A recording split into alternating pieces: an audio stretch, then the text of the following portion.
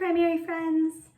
So this weekend, based on our Zoom earlier, a lot of you told me that you had a lot of candy in your house right now.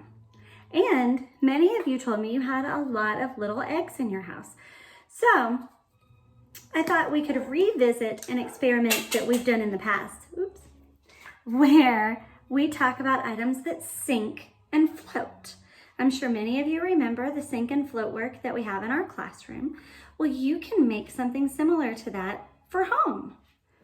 So what you need is a bowl or a plastic container or a bin or even a water table if you have one in your yard. That would be fun too, and you can do the same experiment with that.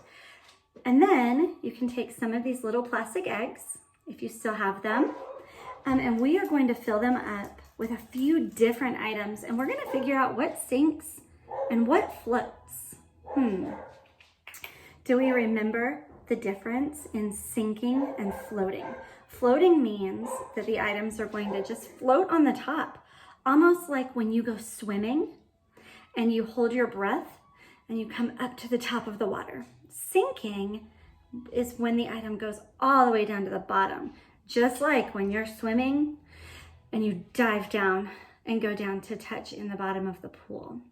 Now, you're gonna need a little water. So I'm just gonna pour some water into our bowl.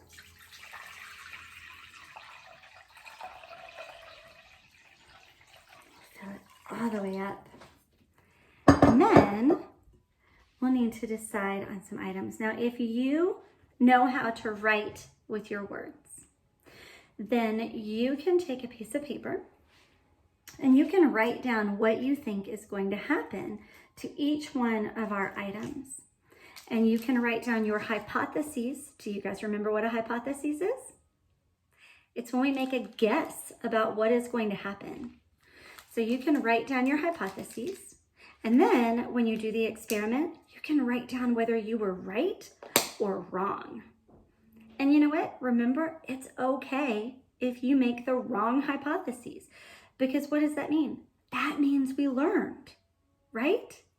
Okay, so the first egg that I have, I'm filling it up with a little piece of candy. This candy has a cookie inside. Mrs. Straw here cannot eat this candy, but Isla can. So let's see. I put the cookie inside the egg and I closed it up really tightly. Now, what do you guys think is going to happen? Is this candy going to sink or is it going to float? I don't know. Let's see what happens.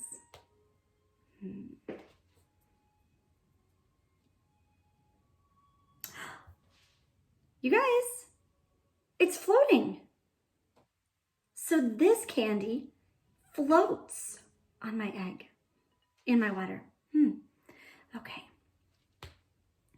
Let's see. What if Kaleo told all of us today, that his Easter bunny brought money as well as candy. So first, let me salute the Easter bunny, because I find that kind of creativity and ingenuity during the pandemic to be wonderful and brilliant. And secondly, let's try and see what happens if we fill up our egg with money. So I have some coins here, and I'm gonna put them in my egg, and let's see what happens. Well, it's currently floating. Oh, but it looks like it's bouncing up and down. Oh, it's starting to tip. This one's going very slowly, but it appears to be beginning to sink. What was your hypothesis on this? Sink or float? I would love to challenge you all to try this yourselves. You can fill up your eggs with anything that you'd like. You can fill them up with rocks, if you have rocks in your yard, and see if those float or sink. You can fill them up with coins, like we just did, or candy, like we just did. You can fill them up with Peeps. We're going to do some experiments with those in a moment. You can fill them up with whipped cream or shaving cream. Let's see what you have available and what happens. Let me know if your hypotheses are correct.